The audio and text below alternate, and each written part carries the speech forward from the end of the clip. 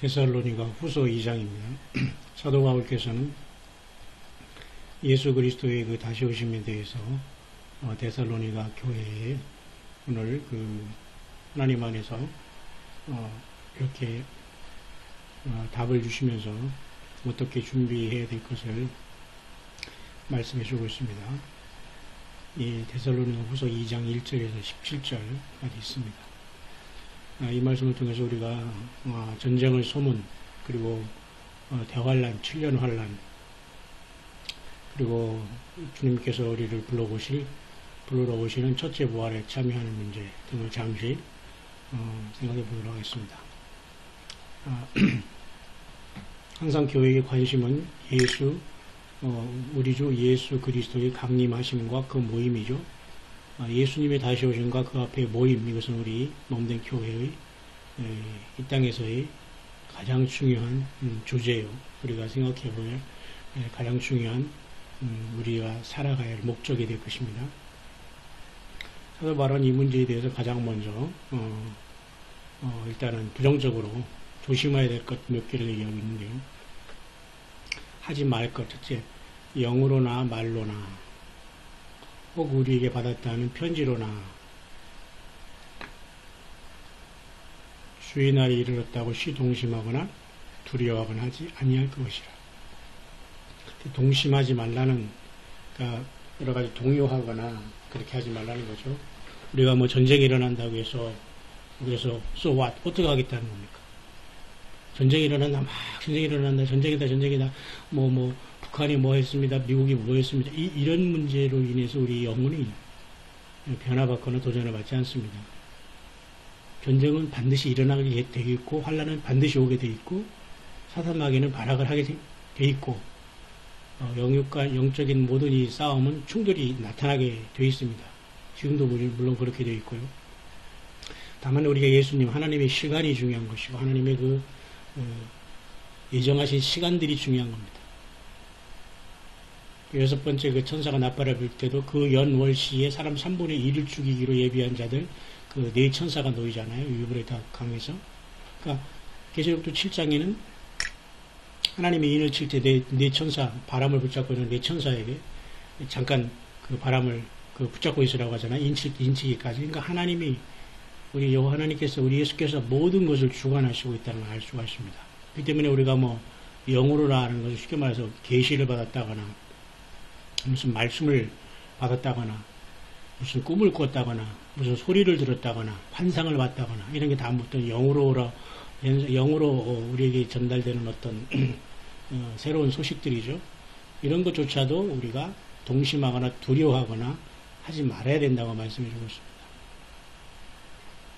말로나, 어떤 사람은 이제 이렇게 정치를 분석하고 경제를 분석하고 이 시대를 분석하고 2017년 지금 4월인데요. 이때 4월 5일, 6일이 지나고 있는데요. 이때 뭐를 분석하거나 뉴스를 분석함으로써 전쟁 직전이다. 이런 말들은 과거에도 있었고 앞으로도 있을 것입니다. 물론 오늘 밤에 전쟁이 날 수도 있고 내일 날 수도 있고 세계 어느 곳에서도 가능합니다. 또 지금 전쟁을 하고 있는 나라도 있고요. 문제는 전쟁이 난다, 아닌다, 이것을 계산하는 것이, 또 그 날짜를 계산하는 것이 중요한 게 아니고, 전쟁이 난다 외치는 게 중요한 게 아닙니다. 그것은 복음이 아니고, 그것은 선지자에서의 사명보다는 말 그대로 동심하게 하고 두려워하는 것밖에 아무것도 주지를 못해요. 왜? 이미 그건 다 알고 있기 때문에. 많은 사람이 알고 있고, 또 준비하고 있고, 회개하면서 있는데, 굳이 그걸 가지고 내 혼자만 아는 것처럼 막 외치고, 전쟁 난다, 맞죠. 전쟁은 당연히 하나님만 예정 안에 있고 전쟁은 여호와께 속한 것이라고 했으니까요. 그렇지 않겠습니까?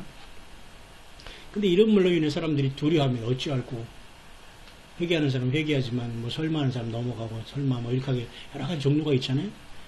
근데 그 말을 안 하고 있는 것 아닌데도 그 사람들이 마치 회개도 안 하고 말도 안 하고 쉽게 말해서 선지자들 중에 사명도 감당 안 하는 것처럼 막 남들을 폄하하고 욕하고 개라고 하고 이렇게 우리가 굳이 그렇게 할 필요는 없다는 겁니다. 그러니까 우리가 영으로나 말로나 또 우리에게서 받았다는 편지, 쉽게 말해서 하나님의 말씀이 사도 바울도 서신서를 13개나 신약 성서에 써서 성경이 되지 않습니까? 그런 내용조차로도 우리가 주의 날이 이르렀다고 동심하거나 두려워하지 아니할 것이라. 이 두려워하지 아니하고 동심하지 말라 이런 말이 전쟁이 안 난다거나 예수님이 안 늦게 오신다거나 뭐 휴가 연장됐다거나 뭐 한반도의 상황이 뭐 지금 안정될 것이다던가 평화로 통일된다거나 무슨 뭐 이런 것을 얘기하는 게 아니에요. 근데도 마치 나 자신만 그것을 아는 것처럼 막 그리고 혼자 떠든다고 해서 그것은 돈키호테밖에 되지가 않는다는 겁니다. 왜? 이미 많은 사람들이 산순교자로 모든 사람이 지그새도 모르게 세상 말로 말이죠. 준비하고 있거든요. 세상 다 버리고 산순교자로 정말 동가속 서가직하면서 선교하고 사명 감당하면서 정말 이 세상을 등지면서 순례지처럼 사는 사람이 예수님 안에서 많아요. 각 족속과 백성과 방언과 나라에서 아무라도 능히 셀 수 없는 큰 무리가 계절 칠상에 흰 옷을 입고 그 종려가지를 흔들면서 어린 양의 피에 흰 옷을 옷에 그 죄를 씻고 나오잖아요. 어느 무리가 되느냐가 중요한 거죠. 응? 그래서 사도 바울은 우리에게 가장 먼저 하는 것은 배도가 먼저 일어난다. 배도. 그 다음에 불법의 사람 멸망의 아들이 나타나기 전에는 이르지 아니한다. 예수님은 주님이 공중요하셔서 이렇게 나타나는 것은 가장 먼저는 배도와 불법의 사람 멸망의 아들이 나타난 다음에 이루어진다는 거예요. 그러니까 어떤 사람은 이거 적그리스도라고 보면요, 이제 성령께서 교회가 이 땅에서 옮긴 다음에 바로 이 불법의 사람이 나타나기 때문에 거의 교회가 옮겨진과 동시에 이것이 자기 본 모습을 나타낸다라고 이제 보는 해석이 가장 지배적이고요. 어떤 사람은 이 말씀 때문에 적그리스도가 이 땅에서 올라오면서 세상 사람들을 미혹하는 것을 보면서 사람들이 저게 적그리스도라고 보면서 주님을 만날 준비를 하면서 바로 그 후에 떠난다라고 또 보는 사람이 있어요. 이 같은 두 부류가 있습니다.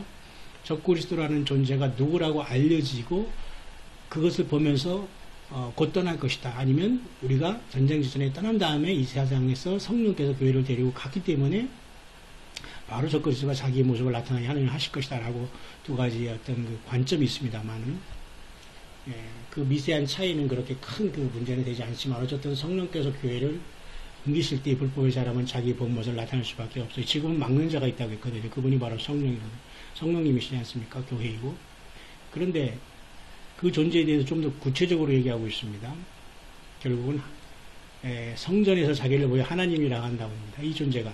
그러니까 7년 대환란의 후반전이 바로 자기가 신이라고 이 적그리스도가 공포할 때가 바로 멸망을 가져간 것이 걸고하는 것에선 다니엘서 9장 24절이 성취가 되면서 그 일곱 대접이 일곱 나팔이 일곱 대접이거든요. 일곱 번째 나팔이 일곱 대접으로 되거든요. 그 마지막 그 진노가 후삼면만에 쏟아지게 되는 겁니다. 이 말 때문에 인간이 적그리스도가 사탄마귀가 자기를 신으로 공포하는 이 순간이 완전히 야곱의 환란이 되어서 이 땅에는 모든 사람, 이 유대 사람 중에서도 하나님의 모든 사람이 있다가 순교를 하게 되는 거죠.